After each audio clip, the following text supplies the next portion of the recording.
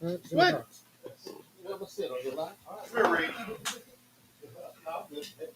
All right, so what's going on, everybody? It's your boy Kel from Handlebars and Cigars. You can follow me on both Instagram and on YouTube at Handlebars and Cigars. And to my right, we have Will Hart from the world famous Cigarage. that's the world's famous Cigarage. Man, I'm so super excited about today's show. We got an awesome show lined up for everybody here today. A double header. A double header. There you go. A two-hitter quitter going on over here.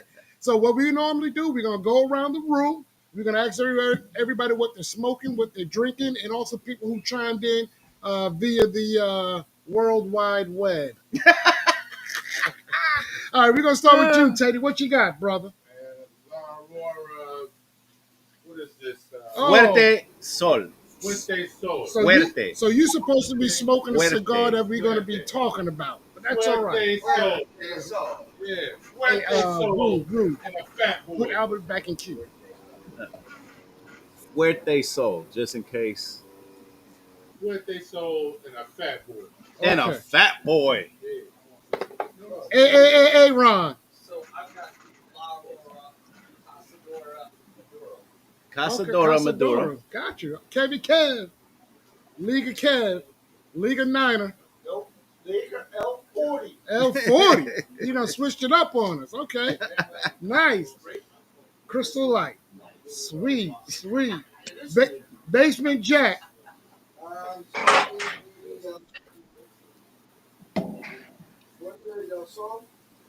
Fuerte Sol. Got you. There you go. All right, I got the La Roma Oj Bobby. Deaz, La Roma. La Aurora. Aroa. There you go. There you go. And I'm picking some Caribbean cast. Single more. Single malt. There you Garvin. go.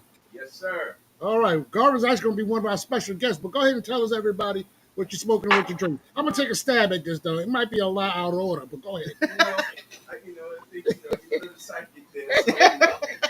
Hey, call me now. Call me child. Right now, I'm going up with the Fuerte Sol. That's what I'm starting with tonight. All right. And then I'm drinking, I think, some Diplomat. Diplomatico. Diplomatico is what I'm on right now.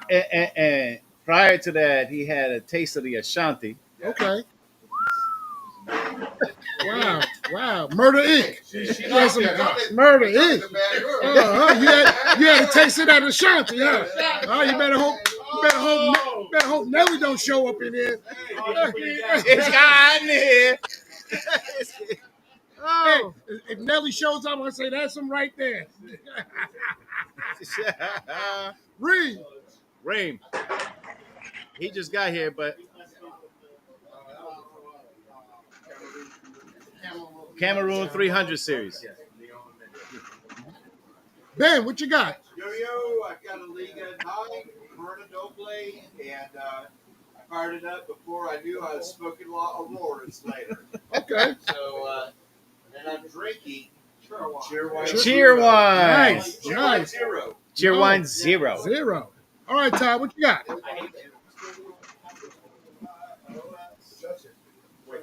Fuerte Sol. Fuerte Sol. Caribbean cast. Single malt scotch. Single malt All right, scotch. Rue. I got the Fuerte Sol as well. Fuerte Sol as well. And then I'm going with the Castle Key Bourbon. Ooh, Castle and Key bourbon. Okay. How's that pairing? Very nice. Awesome. So guess what, people? La Aurora Fuerte Sol. And I am actually having that with, I think I gave you the bottle. What was that? The George Bowman. The George Oh, Bowman Bowman. Okay. Caribbean cask. Caribbean rum. All right, so I'm finishing up a Placencia, 149. Hold on, just for that. Uh, He said Placencia. Yeah. Cent at this time. 149. I'm very for this one up though. Kosika Nika. What's it? Kosika? What's that? You're killing me. What's that? Oh my God. Yeah, right. Mama say, mama sa, mama kusa. No, Coseca, Koseka. And the Mexican Coke. Mexico. Mexico. All right, Tony T, what you got? You, I got La Llorona with some Elijah Craig. Oh, nice, Nice. nice. All right, Doug Diamond Doug, what you E. got for us? Fresh. Well, I'm going to see Bobby's L40 and raise him to an Oh, anniversario. Oh, you see that, Kev? He saw your And L40 and raised it with the Anniversario 10 Liga. and so that one's almost done. And what will be up next is La Aurora. La Okay. Aurora. But crack the bottle. That is a watershed distillery. And this is fall finishing. And this is the toasted. Wow. Okay. nice. What's the proof on that one? It's 100. It's not Yeah. heavy at all. But it's the first time that they've ever done it. It's batch one. So I figured, we'll give it a shot. Is it good? It's very good. Perfect. All right. By the way, I like your hoodie, both Doug and Tony.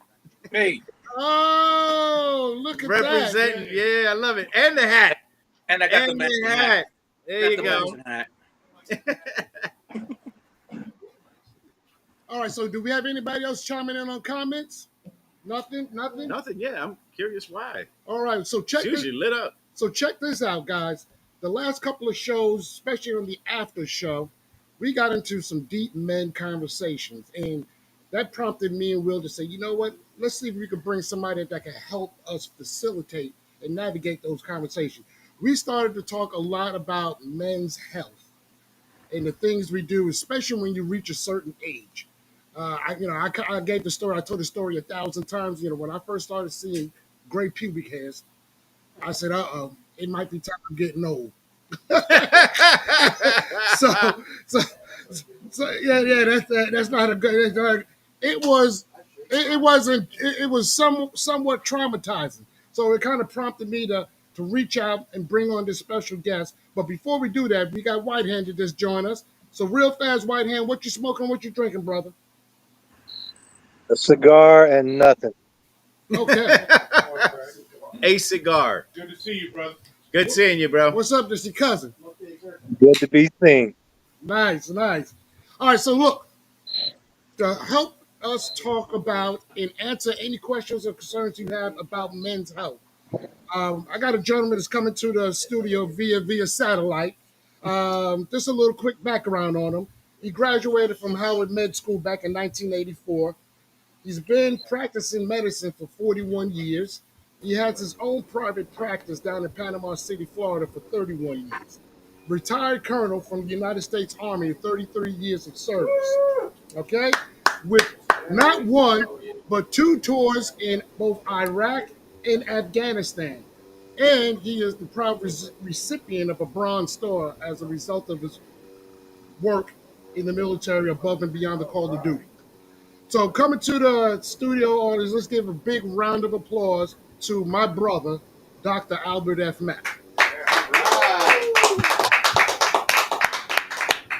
What's going on, bro? Hey, doing okay. Doing okay. Finishing up some office work here, and it's my pleasure to be talking to the men of handlebars and cigars, In the Cigarage. Featuring Cigarage. and cigar garage, and also information. Information only. I always tell folks that make sure that you check with your physician for your particular circumstance and situation.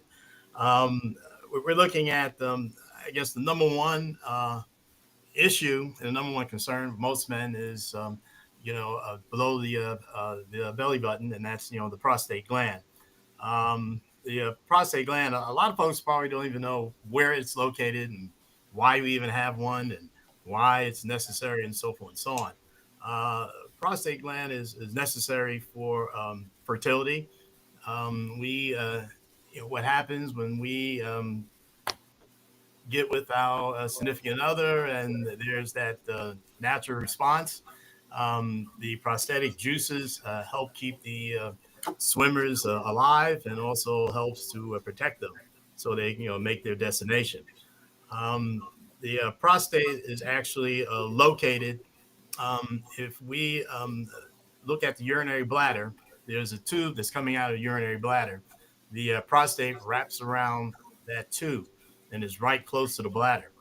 And the prostate has five lobes. There's two posterior lobes. And when a physician like myself does the exam that we all definitely look forward to having every year, Yeah, the old leather latex glove snap. But go ahead. latex gloves snap, and hopefully there's enough lube on it. We're only checking the two posterior lobes. The prostate actually has five lobes, two lateral lobes, and an anterior lobe. The thing is this, and I'll talk about prostate cancer. Men's health, dirty biker. But go ahead. Yeah, you know, looking at the prostate itself, we can only feel and examine the two posterior lobes.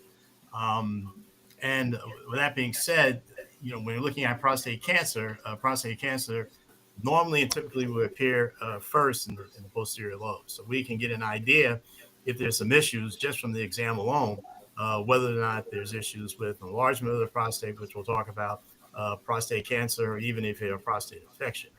Um, I've had, just kind of going back, and I'll talk about prostate cancer. I've had two patients where their PSA was normal, and the normal range is 0 to 4, but their prostate exam was abnormal, and they both had prostate cancer. Um, Talking about enlarged prostate, some of the common symptoms, if you have to stand in front of the John and have to go through the Star Spangled Banner, Hail Mary, Our Father, and a couple of other, the national anthem, The um, Gettysburg Address. you probably have having a enlarged prostate. And the thing is this, some of the other symptoms you're going to experience is going to be you're kind of waiting there to pee, you're waiting there to pee, you're waiting there to pee. Finally, you do pee, comes out in a dribble. You may get a stream, but it's definitely not as strong as you're used to. And then, of course, it'll dribble off, and then you'll feel like you still have to pee, but nothing comes out. Now, I can tell you personally, there are times that I've gone through all the above plus, 5 or 6 Hail Marys because something happens, and it can be very uncomfortable. The cause, basically, we're looking at. We see it in older men. Typically, it can occur in folks after the age of 40, but more typically, we're looking at men 50 years and older. 80% of all men in their 80s, so by the time they reach 80 years old, is going to have some large prostate. So, Um, Albert, yeah, outside of taking medicine, is there any type of holistic things we can do, approach to manage that? yeah. There's saw palmetto probably is more common medication that people use. Um, but not really quite sure how it works, but we think it may indirectly decrease the testosterone. And testosterone is the culprit hormone that causes enlarged prostate. There are also some other things that we can do. Some of the things that can cause aggravate the prostate is actually diets that are high in red meat, um, saturated fats, and dairy products. But also, Please don't say smoking and drinking. you know, I, when I was looking at this report, I actually accidentally did something on smoking and drinking, but I don't want you guys to black me out in the middle of Be like, dang. Yeah. We got a question from the audience. Al, we got a question from the audience. Sure, go ahead. Is it at all cultural? Like, does it affect one type of group, nationality versus another, or is it just men? I'm sorry, I didn't hear the question, but So, Go ahead, try again. does your race matter? Yeah, is it race driven or is it just? Is it one particular demographic suffers from prostate cancer than other demographics? yeah, well, I was going to talk in essence in detail about prostate cancer. But with prostate cancer, the answer to that is yes. African American males are more likely and more prone to develop prostate cancer than the general population. We tend to screen African Americans males at age 40, while other populations we screen them at age 50. And we're looking at the PSA. The normal PSA is anywhere between 0 to 4. If your PSA is 10, you definitely have prostate cancer, and appropriate treatments can be recommended at that time. What we're not to kind of diverge, because I was going to talk in detail about prostate cancer, but to kind of finish up on large prostate, because that's kind of a very common occurrence, and it's what keeps us up most nights. And unfortunately, with that being said, you kind of need a good night's sleep in order for your body to repair itself and so forth and so on. So here again, the major culprit is going to be testosterone, but also what happens is this: we have both male and female hormones, and what designate us as men is the fact that we have more testosterone than estrogen, and for females, vice versa. So, some of the studies even show that even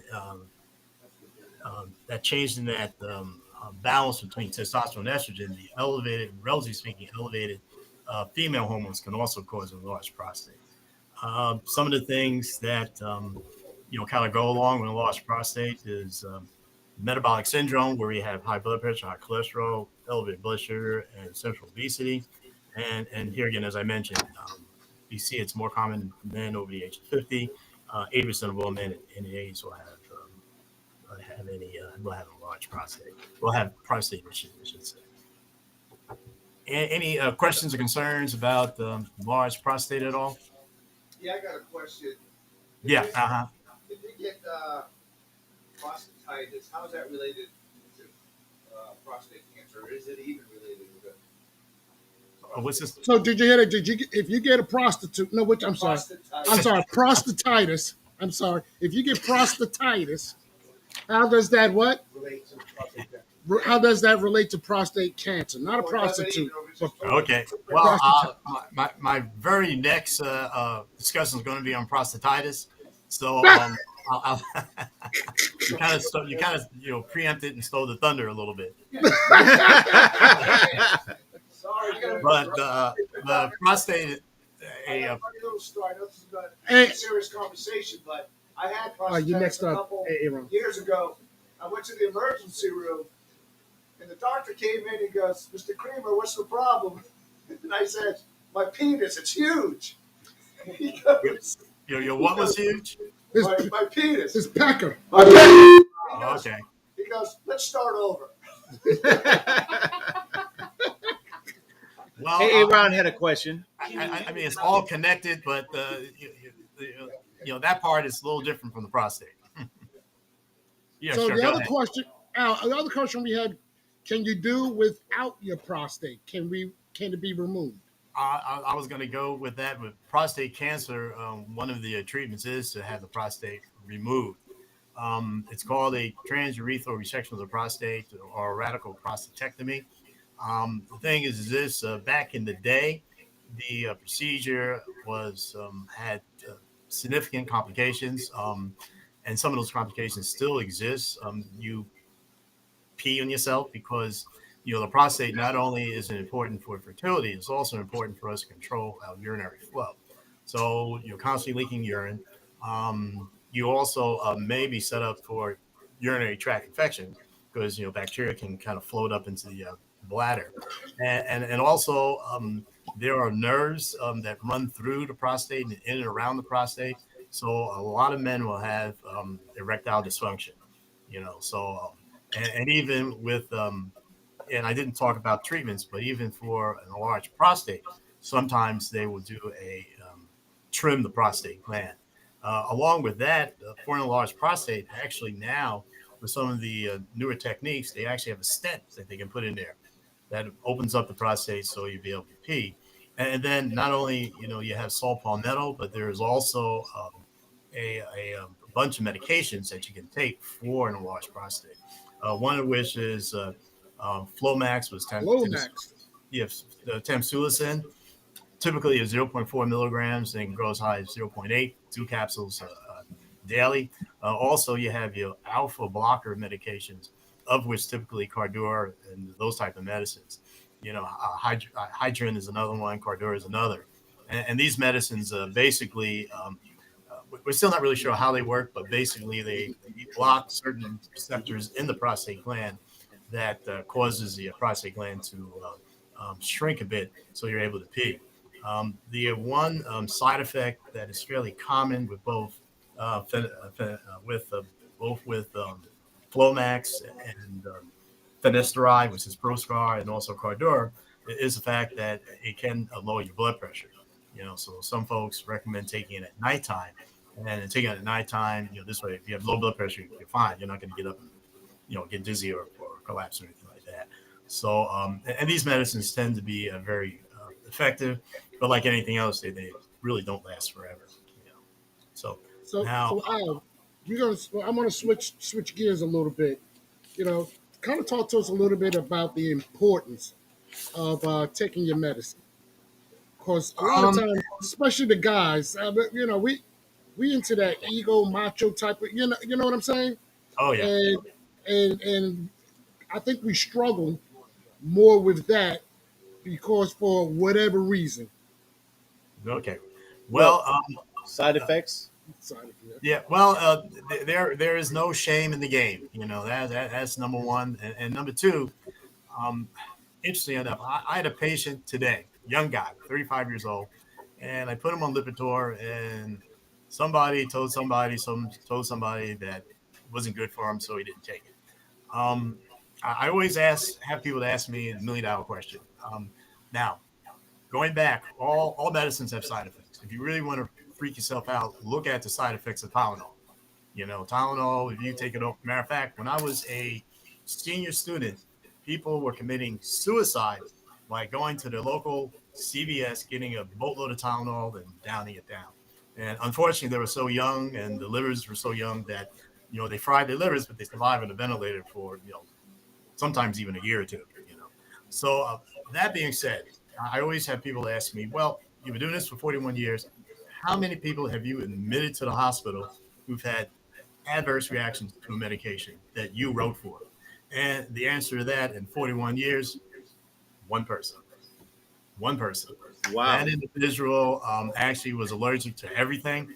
And we had a medication that we were going to try. And we said, well, you're probably going to be allergic to it. She said, yeah, you're probably right. She took the medicine. She had an allergic reaction. She just had a rash. Tongue didn't swell or anything like that. She went to the emergency room, spent the night in the emergency room, went home the next morning. Now, I always have people, when I was working as a hospitalist, how many people have you admitted to the hospital that says, well, cousin Joe said that, this medicine is not good for me, so I didn't take it, and so forth and so on.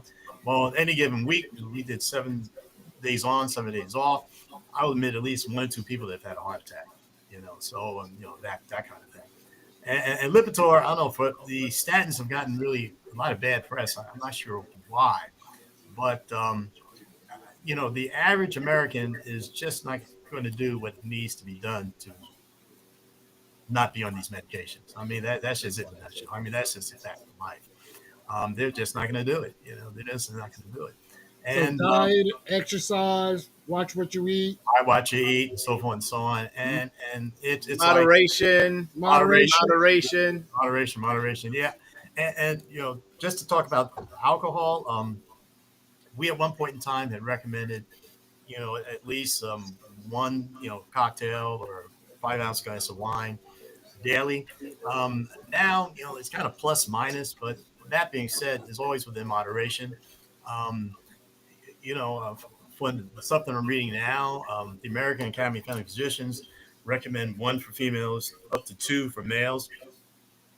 You know, uh, it could be on a daily basis, but it's not recommended taking it on a daily basis. Um, um, and then it's plus minus. They're saying, well, there's probably some benefit, and then other people saying, well, when looking at the bad versus the good, does it really balance out, and what comes on the top, and so forth and so on. But the name of that game it really is just moderation. You want to take things in moderation. You know, 3-4 drinks a day is probably definitely too much. 1 and 2 is Oh, probably, really? yeah. Definitely not a bottle a day. But So, I guess there's an individual that talked about the prostatitis, prostate infection, and some of the symptoms of that are going to be similar to what you're going to see with an enlarged prostate. Because what happens with a prostate infection, the prostate gets infected with the bacteria, and that bacteria, and it can be chlamydia, it can be gonorrhea, but it can be other types of bacteria, particularly bacteria that come from the rectum, E. coli, those kind of things. But those type of bacteria, and what happens is this: the prostate is like a sponge, so it takes in these bacteria organisms. You definitely have problems urinating. You may also have a fever of 102, 103. You're just a pretty sick puppy. I mean, basically, and here again, you can get it from sexually transmitted diseases, but also, and we see that more commonly in the young bucks, basically, who are out there, doing their do. The older men typically will get it from bacteria infections and so forth and so on. All right, so Al, what I'm going to do right now, Well, he had a question. yeah, we have another question. We're going Okay. to kind of wrap this segment up, but go and also see if Tony and Whitehand and Doug might have anything. But Basement Jack has a question for you. Sure, go ahead. Being on the statin. What's this? He said you mentioned before about being on a statin. Correct. If you're on medication for high blood pressure and cholesterol, does that lower your chances of prostate cancer? So if you're on medication for cholesterol and high blood pressure, does that lower your chances for prostate cancer? No. Prostate cancer. I mean, that is the burden of all men. Basically, what we're looking at, about 13% of all men will come down with prostate cancer. And if you do the math, that's 1 out of 8. So if you have 8 of your buddies lined up, one of you guys is going to get prostate cancer. Wow, we got about 15 in here right now. Yeah. Now, that's kind of the news you really don't want to hear. The good news is the fact that only 2 to 3% of men will die of prostate cancer. Now, I've been doing this for 41 years. I've had 3 men who died of prostate cancer. One was 42, the other was 45, the one was 47. And even then, it took 20 years to take them out. They didn't die until their 60s. So that's the thing. So if you were to spin the wheel of cancer and had to pick a cancer that you can run with, prostate cancer is your boy. Now, what's going to take us out? It's going to be that heart attack. It's going to be the diabetes. It's going to be the hypertension. It's going to be that stroke. Those are what's going to take us out. One classic example I like to use is I had a 82-year-old patient, and I don't know why I did this, but I went ahead and got a PSA on him, and his PSA was 16. He definitely had prostate cancer. I sent him to a urologist. The urologist did a prostate biopsy, which is not the exam you want to ask for. And he came back to me, and he was a old World War II sergeant. So he basically expressed in very colorful language what he thought of the prostate biopsy, what he thought of the urologist, and he wasn't blankety blank going back, period. I said, okay, we'll run with it. He passed away. He died at age 94. Wow. At the time of his death, his PSA was 64. No, it was 65. His PSA was 65. Damn. PSA was 65. Now, I'll tell you what happened. He normally goes out and tends his garden, so forth and so on. His neighbors didn't see him, so they called the sheriff's department. They opened up his house, went in, and he was still asleep. Now, I cannot tell you what he died from. He probably had a irregular heart rhythm at nighttime, and that took him out. But I can tell you with 100% confidence that he did not die of prostate cancer. He just didn't, because We have a question. Yeah, go ahead. Last question. So, a couple of things. My father had prostate cancer when he was, in his 60s, right? 50s, okay. That's a different 60s. story. The 60s, okay. And so he ended up getting a treatment, and they put the stars they put in your prostate to try to get cleared out. So, but I was under the impression that if a man lives long enough, eventually most men do get prostate cancer if you live long enough. Also, Yeah. is it hereditary? If your dad has prostate cancer, because what I did was I started getting my prostate checked when I was 35 years old. And I get every year I get that San Francisco physical, and it's fucking uncomfortable as shit. And I make sure I do that because my health is important. Okay. Mm-hmm. My doctor told me the last time you gave me a prostate check, it was very uncomfortable. And I said, dude, are you enjoying this? He told me this. I went to medical school. He said the last thing I want to do is put my finger up somebody's ass. I'm doing it for you. So the question is it hereditary? And do most men, if they live long enough, get prostate cancer? Yeah, the thing is, when I mentioned that 13% of men are diagnosed with prostate cancer, we're probably looking at 80% of men, if we do autopsies on them, will have some signs of microscopic prostate cancer.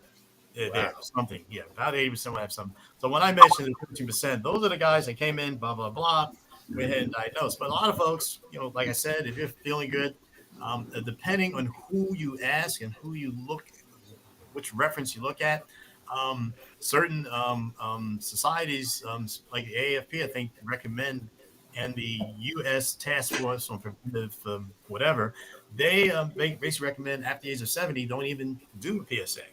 And the reason being is, even if you get prostate cancer at 70, it takes 20 years to knock you out, and you're 90 years old. That's the thing. Now, if you're a younger man, it makes sense to be checked and so forth and so on. Now to answer your question, risk factors for prostate cancer are going to be age, family history, hereditary, race. African Americans are more prone than other groups, and of course, obesity. Those are your risk factors right there for prostate cancer. So All right, bro. We're gonna shut this segment down. Check and check. Huh? Wait, we got a question? Oh, okay. We're gonna. No, I said check and check. Yeah, exactly. Check. Oh, check, and check. Yes. So one, Thank you, man. That's very valid. I want to thank you for you taking time out of your busy day to come and join us, Shmos. And I know it's a little bit out of the norm. You got guys sitting around smoking cigars and drinking. We're talking about health. And it's almost like an oxymoron, like a jumbo. I did not want to say anything. right here, I got cigars, cigarettes, and alcohol. Well, hey, I'm a firm believer. Like I said, I mean, we had some deep conversations in the after shows the last couple of weeks. We have. And I said, you know what? Let me see if I could go ahead and bring a subject matter expert in and bring. I know Dirty Biker said, "What the fuck I just rolled up into," because he didn't know we had this set up. But that's all right. Hopefully, the information was helpful. Hopefully, will give you a different perspective and what have you. Is he going to hit us for a copay? and just for the record, I do not enjoy the exam either. Just for the record, we had an ongoing joke when I was in med school. I said, if they're doing a prostate exam and you're bent over and the doctor has both hands on the exam, there you go. You're getting a little bit more than a prostate exam, my friend. It is money on the dresser, right? That's right. I have a question. No, he'll be up next week. Wait, we got Albert. We got a question from Jason. Okay, sure, go ahead. Albert, good to see you, brother. Yeah, absolutely. So question a little bit out of the ordinary, off the topic. How was it growing up with Kelvin as a brother? All right, we're gonna shut this down now. You don't want me to get blanked out now, do you? I'll tell you what, Kelvin it was kind of like my mini me almost. I'll be quite honest. We share the same birthday. I'm not sure you're aware of that. We were both born on the same day. And, happy early birthday, by the way. Yeah, we are similar. I am obviously probably the more serious version of Kelvin, and Kelvin, and well, let me put it this way: we are all spinoff from both our parents. My mom was a straight person, as Kelvin can admit. She, if you had a comedy team, she was a straight guy. My dad was the jokester. I mean, he would joke. You'd be getting a beating from mom, and dad be joking. That's kind of how he was. And we kind of mimic our parents. I'm more like my mom, and I think Kelvin's more like my dad. So, but it was great having him as a brother. I can remember one time we had a little more than a verbal discussion with some kids that were chasing us home, and we were winning. We were winning. And Kelvin's standing on the side because he's 6 years younger than us, and they said something about our mama, so he starts yelling back at him. So we broke loose and made a run for it, and Kelvin's standing there trying to tell him, hey, you talk bad about my mama. So we got to the house. And the bad thing about it, Albert, since I was the youngest, I made them take me to the park when all this went down. Yeah, exactly. Because I wanted to go to the park. They wanted to take me. Mom said, look, take your little brother to the park. Then I started fighting with some kids, and they was fighting them. Yeah, and the thing is this, my mom pretty much knew almost everybody. My grandma knew everybody. Yeah, so they mentioned Grandma Matt. They ran to the house and almost came. My mom was there, and she had her hands on her hips. Says, I know your mother. I'm gonna get on the phone and call her down. They took off. We never heard from her again. We never heard from her. But, all right, bro. Look, hey, man, you're gonna have some stories because he's coming up next week. We're gonna bring you over to the Cigarage for a little bit, so you can hang out with the fellas. Okay, and again, absolutely. thank you again for taking time out and sharing, blessing us with some knowledge when it comes to our health. But all right, bro. anytime be fine, and I'm actually just a heads up. I'm looking at doing a medical podcast myself as soon as I get everything together. Yeah. Yeah. That being said, I've listened to some of the podcasts from my colleagues, and I understand what they're saying, but do the common person understand what they're saying? And that's no. I mean, it is. So you want to put it more in a layman's terms? Correct. Yeah, I want to break it down to where okay.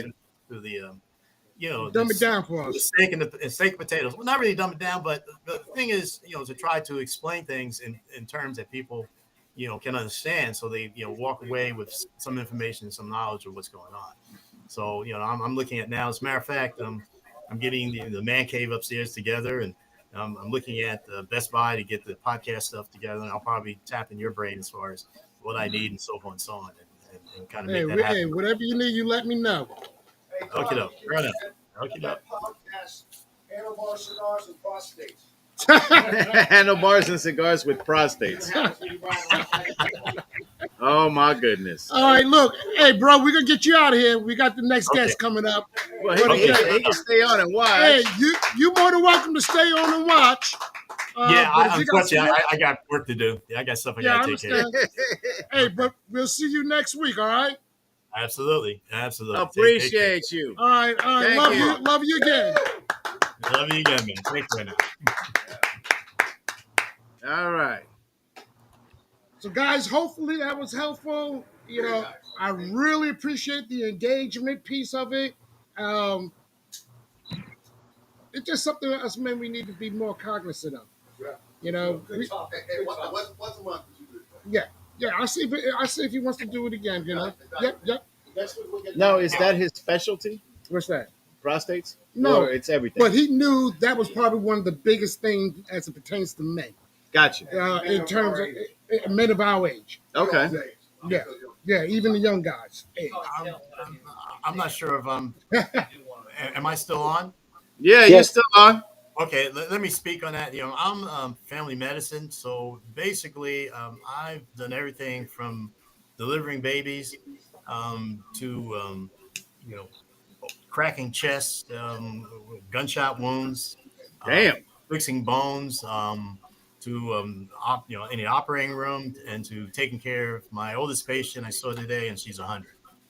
So as well as family medicine is all encompassing, and we can handle about 85% of the things that go out there. As a matter of fact, I had delivered my own daughter. And when I delivered her, I tried to you have the Apgar scale, and the Apgar scale is like 10. So I said, well, she's at least a 10, maybe an 11. But the obstetrician says, no, we got to give her a 9. I said, are you sure? I mean, I'll just put a 9.5 or something. But anyway, we and the reason being, I could be placed in the rural area when I'm the only doctor. So I got to be the cardiologist. I got to be the OB doctor. I have to be the pediatrician. Jack of Damn. all So on and trades. so on. Yeah. So An it's Albert of all There trades. you go. yeah. Jack of all trades. Absolutely. Okay, I'm All gonna right, go ahead and now. sign All out. right, bro. All Okay, right. sure enough. Okay, Love you again. Love you again. Okay. All right, guys. Hopefully, again, that was great information. I'm gonna take a seat out here in the audience, and Will's gonna bring on our next guest without further ado. Or two do. Why you punching me? All right, you ready? I am so ready. All right. Oh, look at them bones. Garvin, come on up here, bro. Let's do this. That 30 biker smoking the Tatawahe P series, drinking some Penelope Estate 10-year. Okay, so let me talk to that Penelope Estate 10-year for a sec. Anybody out there tried the Project X variations? I know there's like at least 2 or 3 out there. Dougie's shaking no. What? No? Okay, all right. Will, I just want to show you how this Jorona is going right now. Oh, Jesus, look at that ash. Hey, Damn, Tony. nice ass, Tony. And of course, Jack would be the first one to say that. I like your ass. You got a good He ass. likes your ash, bro. Good ass. I So, got jokes for the after show. oh, yes, you do. But I'm showing you this right now, the Project X. That's what I want. Penelope So Project. that one is Jerez, Spain, and Cognac from France. It's about 108 proof. It is amazingly delicious. Oh, I thought you were ready to open. Oh, you want some of that? Yeah. Oh, look at this. Wait, hold on. He's gone, right? Yeah, Albert's gone. That's what No, happens but when you. hold on. That's what Before happens I when you pour show the bottle. What you? That's what happens when you show that bottle. It gone. he gone. Well, look, me and Will went to the ABC store for that.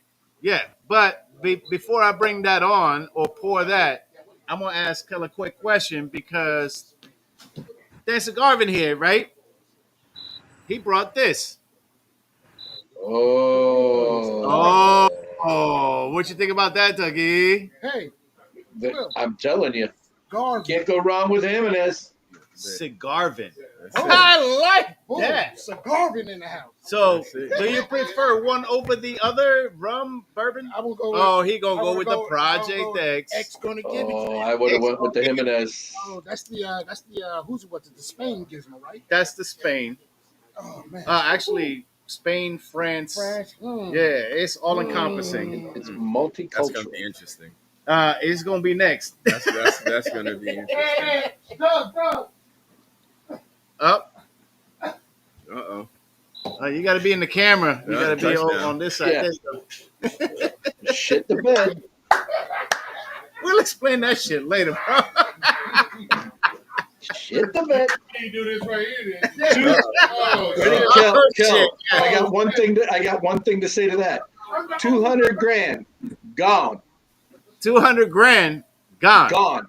They broke into his house 200 while he's playing and took over $200,000. Mm-hmm. Oh, and brought it all to you up in Ohio. All right, Mr. Garvin. All right. So, fellas, I don't know. Man, can we pipe down for 1 second? La Aurora. Very good, sir. Look at how well he pronounced that I see, shit, I too, see, right? yeah. He's All right. practicing Espanol. So we got Garvin Stewart here. And tell us a little bit about yourself. All right. Well, as you know, I'm the Southeast account executive for La Aurora Cigars. So I cover everything from North Carolina, South Carolina, all the way through Georgia. And that's kind of like it. And I love cigars. There you go. That's what brought me to the industry. And I love that. I love that. So we've got Bobby, who had met you over at the soft opening over at the new cigar shop Yep. on the Rocks. Yep. And got you in touch with me. And I was like, yeah, why don't you come down? Absolutely. And here he is. He's gifted us with several cigars. Mm. Sorry, White Hand, Tony, and Dougie. But we've got a few. Yep, the We'll Leon we'll we'll, Jimenez we'll, we'll save you. We'll save you. 300 series Cameroon. Yeah, Yeah, we'll that's a good save you a few next I time love we see you. Cameroons. There, Yeah, there you there you go. go. You're gonna love this one. I tell you that much. All right, we'll save one for you, Tony. What's your go-to on the La Rota series, Dougie? Well, I like the 115, the 120. Tonight, it's the broadleaf. Okay. Okay. And part of the reason why I did the broadleaf is my first stick of the night was a Liga Aniversario. Oh, So to follow it up with something bold, something that had the same flavor palette, Yep. that's why I went there. It's also called our diamond as well too. That's what you'll find in the Preferido line in the tubo. We call them tubos. That's what you'll find in the black one, which is called our diamond. Yep. But we make it in that Toro and Robusto, not just in a Figurado shape as well. So yeah, great choice. And White Hand, what will be your preference on the La Rota line? Whatever one to give me. I knew he was gonna say it too. Hey. I knew he was gonna say it too. So what was it going with? Oh, hold on. I'm gonna go with a little bit of the 1903 that he brought to us. Because you said that pairs really well with the Fuerte Sol. Fuerte Sol, yes, it pairs really well with the Fuerte Sol or even the 120. That's what our master blender Manuel normally chooses. He loves to choose the 120 to pair when he does his events. Really? Yes, with the with rum the as well. 1903. Yep. Really? Yes, sir. Okay, I have a question because the first time that I've heard about the Fuerte Sol was tonight. Oh wow! Okay. What can you tell us about the Fuerte Sol? Sure. So the Fuerte Sol was released at PCA in April. This was specifically kind of crafted for the U.S. market to kind of give us a new introduction, a new facing to the market. This is the first box press cigar, also from La Aurora Cigars. It's a San Andreas Mexican wrapper. It's a Nicaraguan binder. Inside the fill, you have 4 different tobaccos. You have Nicaraguan Jalapa Condego, you have Cuban, and then you have broadleaf, Pennsylvania broadleaf in there as well too. So it's going to give you that bold. It's going to give you that nice undertone of some spice, and it's going to give you what you normally get out of a nice San Andreas wrapper as well too. Which I truly enjoy. So you go full flavor, medium body. Yes. 100%. Yep. I'm still smoking it. I lit it up right at the start of the show. And you know what? This 1903 with this, so I could see Ashanti and this. Oh. I think I corrupted him with the Ashanti. Yeah, the Ashanti. Yeah, that caught me off guard. I will say that. That's a very unique rum. That's a very unique rum. Very, and very in case unique you guys missed it, it was this. Yes. Good luck finding that. Yes. Because we're talking, ginger. it's that Jamaican flower. It's got rum from Guatemala and imported from India. Bro. Woo-wee. Indiana? Yeah. Okay. India, bro. Months ago. And you see how little there is? Because our boy Balaji from India, he came back with a bottle of that. Good luck trying to get some more. Oh, so this is only sold over in India. In India. Oh yeah. I'm gonna have to take a trip now. Go to the Indian cigar market, bro. That's what I'm gonna do. Yes. Yes, sir. And again, sir. Absolutely. You'll find at least when it comes to La Aurora, yes, you'll find at least 3 to 4 different leaves in our fill continuously. Cigars generally have mixed leaves, or do they have? Yes, they to achieve some sort of complexity with flavor, and you'll get at least 2. Just based on the blend and the price point of a cigar. Like if you go with a real baseline type of a cigar, you may just get 2 different fills in it. Sometimes, like for example, like with our Cazadora line, it's just going to be Dominican fill. So that's going to be one, but it's in our economical price point. But great cigar, good flavor, because you get this Indonesian binder on it. Right, but the complexity is not going to be as much. You won't have multiple transitions going in throughout that cigar. Yeah, no doubt. Yeah, and that's kind of what gives you the transitions when you use multiple leaves. Yeah. Multiple leaves. Yes. There was a question. Give us a whole spill of La Aurora, what you guys do, how long you've been around, Okay. and then also, well, actually, next question, it's a two-part question, man. All right. So La Aurora is the oldest cigar manufacturer from Dominican Republic, in existence from 1903, 122 years. Um, Still family owned to this day, and so we manufacture over 100 different cigars globally for other companies like Cafe, Fanella. We even manufacture like Black and Miles, believe it or not. Yes, sir. We manufacture Black and Miles. Um, so with that, we have a great experience when it comes to manufacturing cigars and creating and cultivating, great blends. We have our master blender Manuel, who blends all the cigars for La Aurora. Does a phenomenal job when it comes to creating good, flavorful, strength-filled, full-bodied and medium-bodied cigars as well across the board. Most people will know us for our Preferido line, which is we call our tubos, which is in the figurado shape. They come in those nice, pretty, shiny tubes. Matter of fact, Yeah, if you want to, I'll yeah, well, yeah. So in that one, it comes in 6 different wrappers. show them off, bro. Yeah, Show them off. absolutely, absolutely. So this is what most people, yeah. Look at that beauty. Do you know that that was one of the first laudoras that I had because the tube attracted me, Absolutely. and it was the emerald one, and then I The went to the Ecuadorian. silver, and then I went to the red because then I Maduro. saw it was a Maduro. I was like, I gotta try Oh this. yeah, and super refined, my super God. smooth. It is good super flavor. smooth. Oh Right. yes. Absolutely. That's actually one of my favorite cigars as well too from our portfolio. All right. Hey, one of those is my I favorite. know Kel is gonna go to this, right? If he didn't say it, I would. Mm. See? Well, Oh well, that's not true. that's not true. I'm a cigar smoker.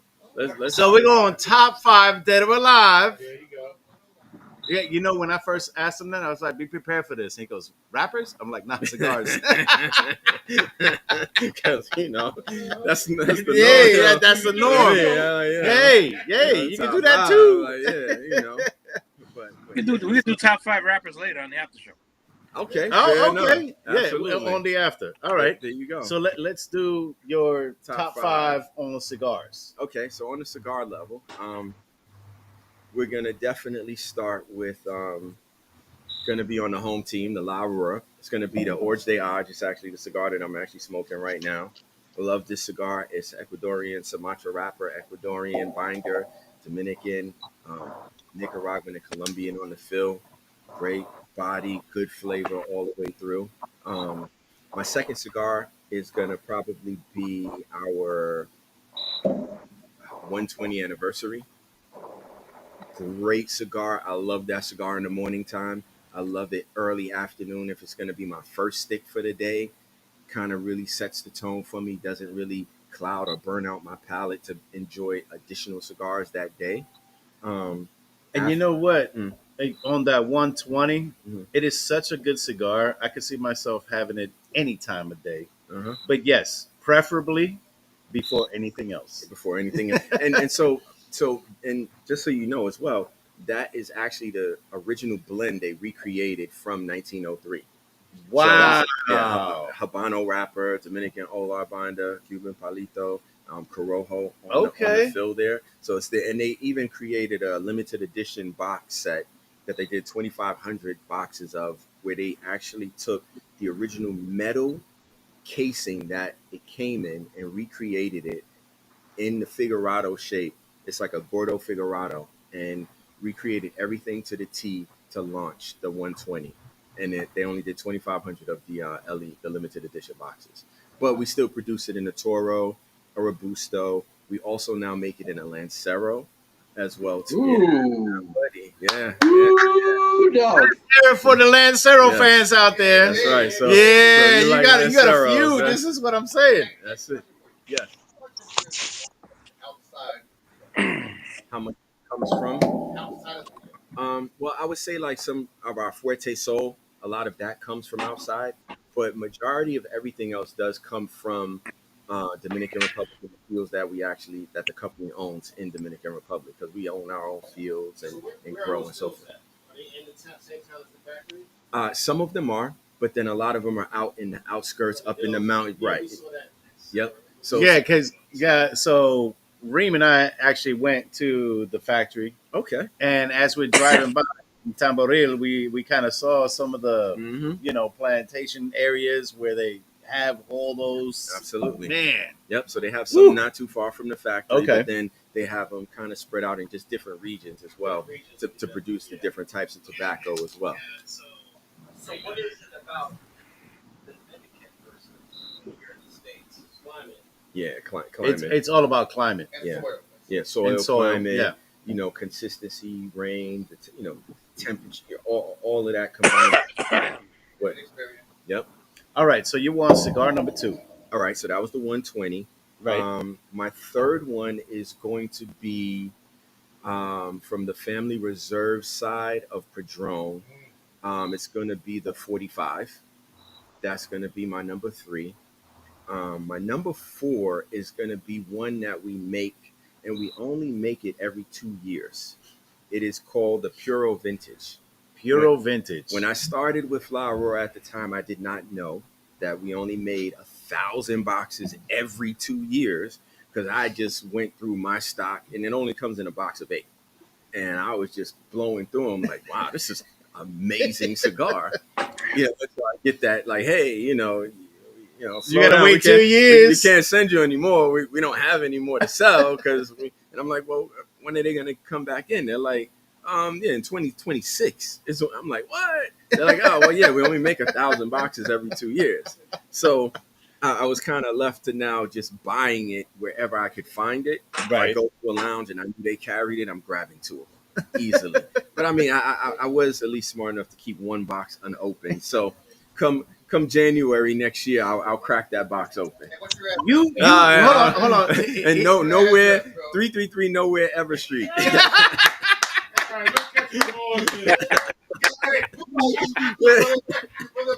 You will catch him right next to the Muffin Man. That's it. That's right next to the ice cream truck and the Drury Muffin Lane. Man. That's it. Oh shit! So what you're saying, Garvin, is next year is when we got to find that. Soda and Miles. Mm-hmm. All right. Garvin, so Yeah. year is when we got to find that stick. Hold on. Say that again, Dougie. Next year is when we got to find that stick. The Puro Vintage. Yeah, coming up 2026. Yeah, Yep. yeah, 2026 is when it comes back out. Yeah. Just send me a DM on where in Ohio I can find it. Absolutely, I definitely. You know what, Dougie? I'm gonna give him your number, and it'll happen, bro. There you go. Yes, sir. Hey, you can find it at Shadur's house. That's it. That's your doors. Yes, and thank you. We were going to number 5. So number 5, that's gonna be tough for me. Oh man. Why is it tough?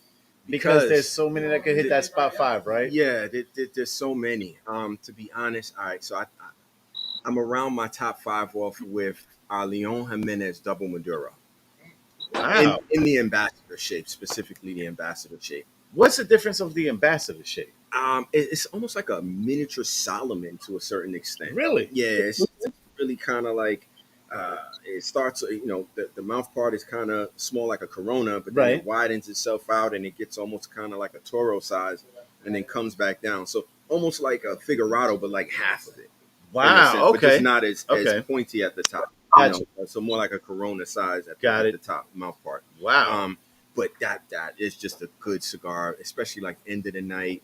You just kind of want to have one more cigar, a good maybe 30, 40 minute smoke. Gotcha. It hits the spot no matter really what you had throughout the day. So that one will take over. That one will kind of it'll get you right. Like okay, now I could go to sleep. Type of deal, Okay. So those will be. Which one was that? What was that one? That's the Double Maduro, the Leon Jimenez Double Maduro. Yeah, because is leaving the bodies. No, no, not at hey, all. you Not can you at can all. tell Tony is already going for a 5-pack. Yeah, You know that. oh, like yeah. Tony's already on it. I'm telling Yeah, Tony 5-pack, son. That's Oh shit, I That's love it. it. I love it, bro. you know the Orange de Aj. Oh yeah, that's the one I'm smoking right now. Yeah, so Ecuadorian Sumatra wrapper, Ecuadorian binder with the 3 different fills on there: the Dominican, the Colombian, and I believe Nicaraguan on there as well. Yeah, yep. That's what's in this particular cigar. So yeah, Oh. so So here's a question for you: okay. who in our area will be carrying most of your Okay. line? So you'll find most of it in the Charlotte area over at Smoke and Barrel, Okay. right over in Mount Holly. Uh-huh. You have Aroma Cigar Lounge Okay. as well too. They carry a good amount, everything from the Cazadoras all the way up to even the Cameroon Really? 300 series. Yes. Okay. Yep. Fuerte Sol. All the rest of that he carries over there as well too. Nice. We're working with Cigar Box right now to Okay. get them to bring everything in to put it in all 5 of their locations, Okay. especially the new one. And then That's a cigar shop. that's the cigar shop. Yeah. Yep. And then also we'll be working with Chris from Gold. He used to be part owner in Gold Leaf, but he's opening up a new location called Oaks and Amber up Okay. up in Mooresville, Mooresville. right across from Looks like we're gonna Epic have to take a Shop trip, House. Ted. That's it. And Ben, right by your office. oh, perfect. Yeah, Yeah, this is exactly. what we're talking about. Exactly, Yeah. like right across the street from Epic Chop House, and so we're looking at becoming a signature lounge for him as well too. Where we'll Oh, have nice. some of the marquee Okay. branding for his lounge as well. So, nice, nice. you know, let's work And it out, if anybody's Chris. wondering about this La Aurora neon, that is not staying in the Cigarage. That is his personal one that he brought in I did. for the show. This is his business card. He will bring it to events. That's exactly what I do. I bring it to events and I put it. I want the brand to be seen, and I want you to know that we're there and we're present. Just because the brand is not out there as much as I guess as some of the other brands, but we are, like I said, one of the oldest or the oldest cigar manufacturer from the Right. Dominican Republic. Yeah. And with the All right. experience and the blends and the cigars that we do have, we have an outstanding portfolio. We have so many cigars that Oh my I'm God, like, yes. wow, you know. The one you said that was All right. we manufactured from 1903. Yes. The 120. That's the original blend from 1903. Yeah, and that's, believe it or not, my all-time favorite from La Aurora is the 120. No joke. It's a It great is cigar. just such an amazing cigar. Starts off nice burst of like some cinnamon spice in there, tapers itself down, then it gets into almost like an almond-esque, sort of feel. You get a little bit more spice, disappears. Last third finishes with like a nice essence of like a vanilla, hint of natural vanilla in Yo, there. it is an incredible Yeah, cigar. it's- Listen, we talked about it before It's- you came on, and when you mentioned, have you had a 120? I'm like, have I had a 120? I'm like, I've had a box, and I gave some away because Right. we got some people into the 120. But well, I did. Yeah, I did. Yep, they're over Yeah, there. look at A-Rod. He's like, did you bring any of those? But I did bring you a special one. Yes, you did. I did bring you that. Should I bring it out? Sure, you can show Yeah, it. I gotta show it to him. Yeah, Because I might smoke that on my birthday. I mean, just so they could kind of, match it up. That yes. Well, see, there you go. Yes. That's exactly what I said. And when that's I gave it out. that's what Right. Kel said. Right. This is gonna be my tomorrow morning. Right, exactly. with my coffee. Right. That Claro for our Cazadora, great morning smoke. Great. So yeah, show them what you got there. So that is heavy as that tube. Listen, this tube is solid metal. Solid metal. Like the front is gorgeous with the 2 little jewels in it. Mm-hmm. Hold on, I'm gonna open this. Yep. There you go. Bro, look at this. Hold on. The 120. Yeah, that's I Wow. mean, it is just gorgeous. yes. That's a thing of Yeah. beauty. Yes. It is a shame I got it. Yeah. And it's a metal. Hold on. You heard that? It's like, Hey, show and tell, pass it around. Yeah, I'll never see it again. No, you see the case again. I see the case. Yeah. Exactly. Might not All right. stop smoking, Yeah. but, you know. Oh, Well, I got two things. Number one, so as far as the neon, first is just a comment. Don't let Rod around, otherwise it'll end up at a lottery and he'll win it. So that's number one. Number two, and this serious question for Garvin. So the Preferado, ready? Preferito. Cut preference. How would you cut? V cut. You're gonna V cut the Preferado. Okay, so not on a canter. No. No, Not straight on V. that one. Yeah, I'll just do a straight V. Yeah. Okay. I'm a V. I'll do straight every once in a while, but I'm like even now I'm on a V cut as well too. Like that's I prefer the V cut. I know it's all really about preference. yeah, it's about preference. It's just preference, you know. I know when I smoke out of the Preferado, I tend to do on a canter, straight cut, but on the bias, so that it's a little bit slanted, so you don't get that tar coming out of it. Right. Yep.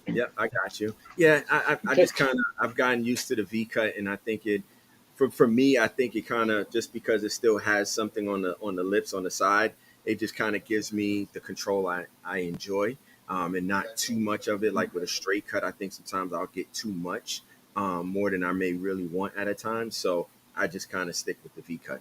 Yeah, see, for me, it's all dependent on the cigar that I'm about to have. Okay. Because even with this Fuerte Sol, I did a punch.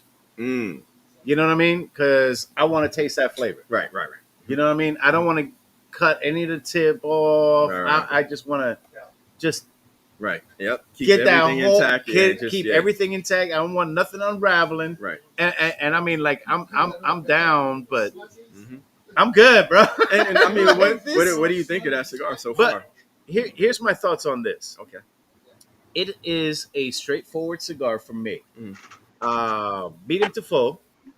And you know what it really pairs well with? Any rum, bro. Like, especially the Ashanti. Oh my God. Yeah. I might have to give him another. That's what I was originally I might have to drinking give with. you another shot of that, before then. Yeah, that but Ashanti. I do want to try this 1903 before anything else happens, because it's going to be something different. And if anybody else here wants to try it, you're more than welcome to. Absolutely. Sorry, Dougie. Dougie raised his hand. There you go. Yeah, that's I had everything. there it is. I told you. There it is. That is the 1903. Yep. And look at that MSRP, Dougie. $40. Yeah. Is that not crazy? Right. Age 8 years. 8 years. Mm-hmm. Yes, sir. Hey, anything Jimenez does. It's a rum. It's got a great aroma. I'll give it that right now. It does.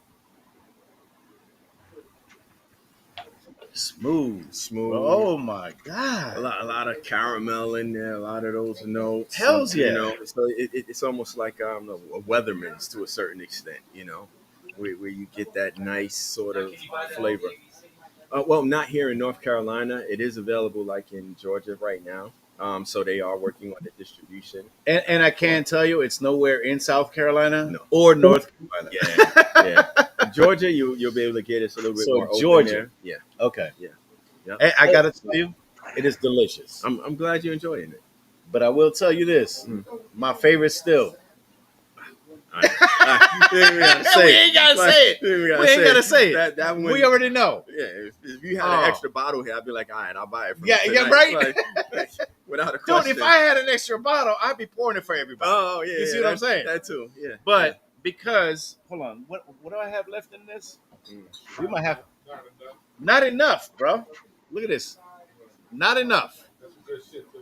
Oh, it is very good, very different. Oh my God. You know, especially with the hint of the ginger in there as well. The hint of the ginger. But then it's like the aroma before you even taste it. Yeah, the aroma just kind of sets it. It sets it. It sets the whole tone. The tone right before you have like, a sip. Whoa, this is completely interesting. Like, this is.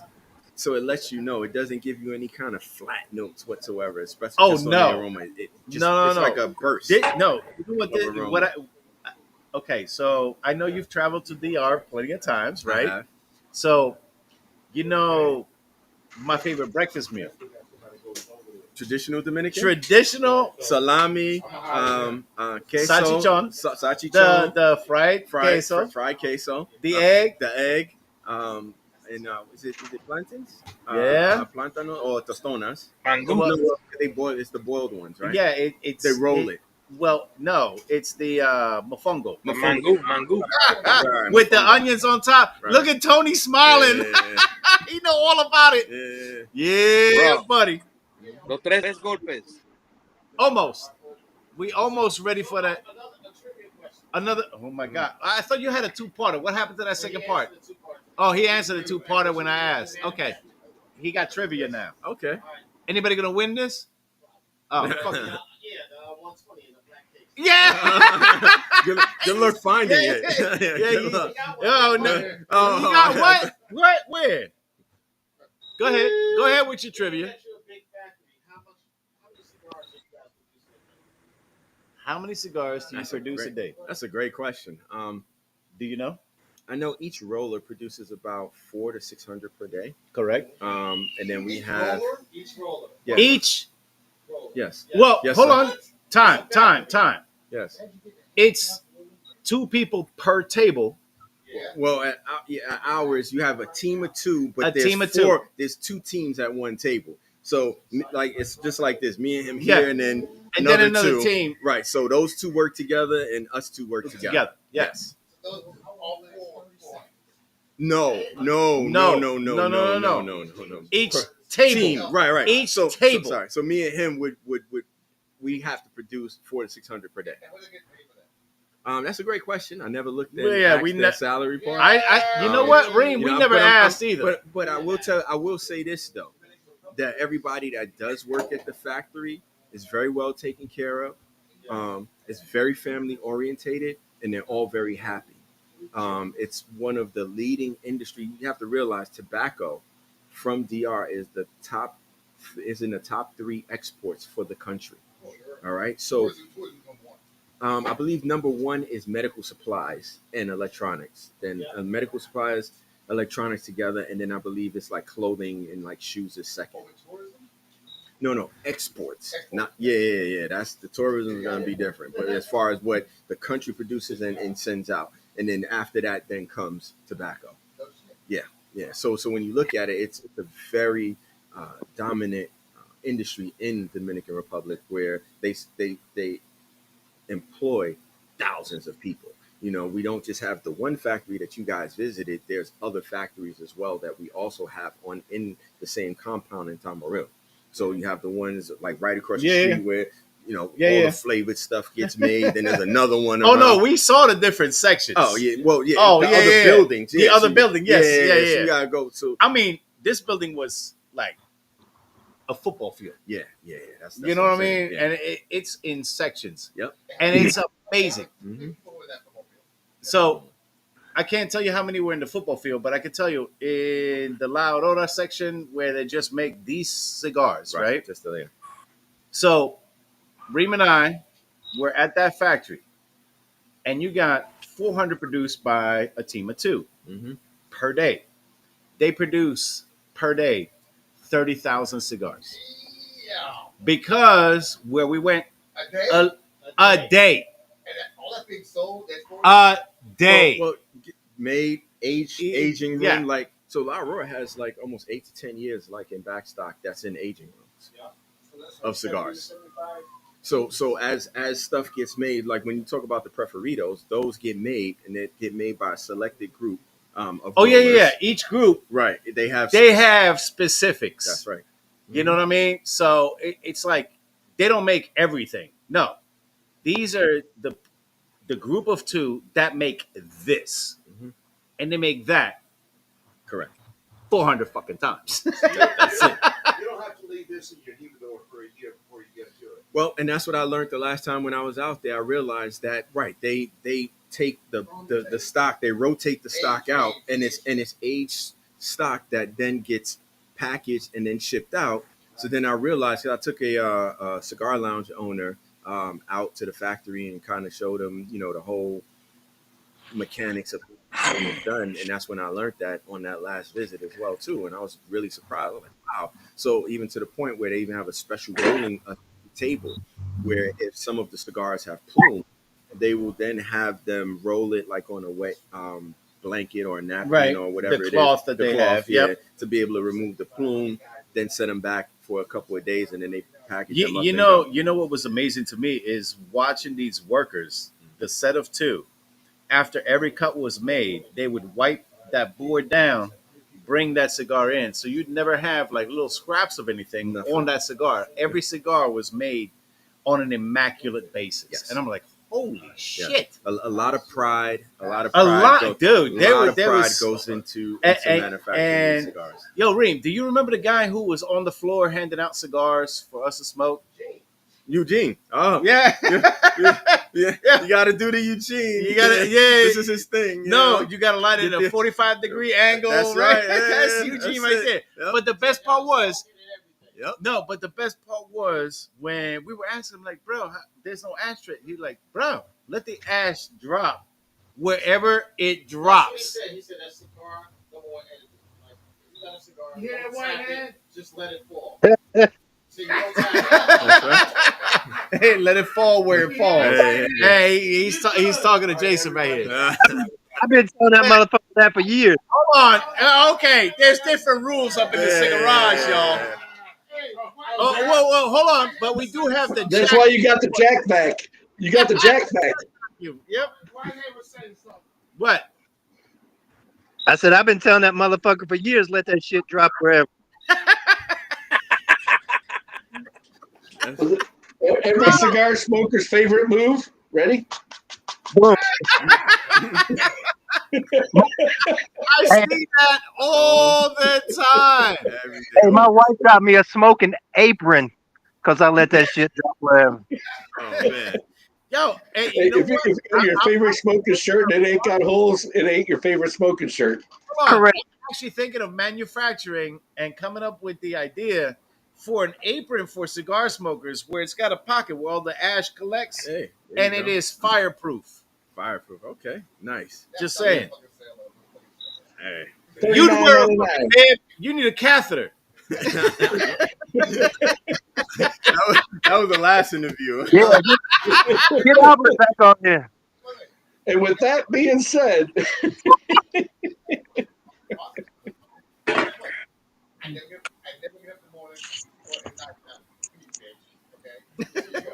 Wow, he got defensive quick. That sounds personal. I don't That know. sounds right. Yeah, right.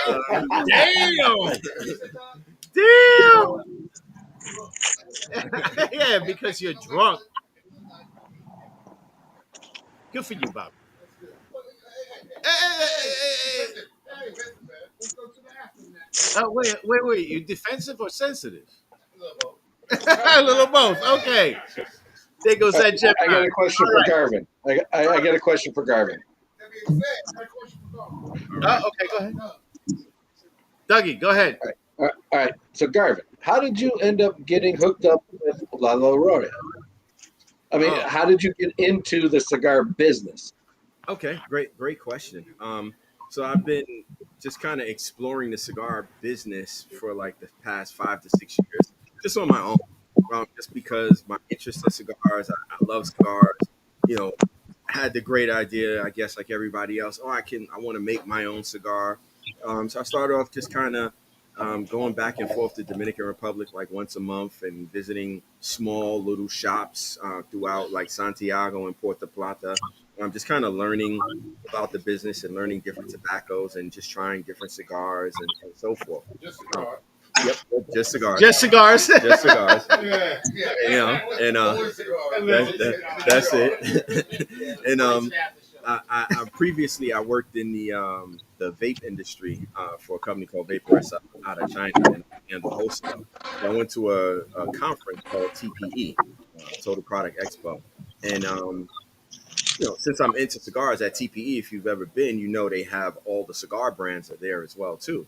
So just the person I am, I went to all of them, just kind of mixing and mingling and talking and meeting different individuals. And I just happened to meet John Farragon from La Aurora Cigars.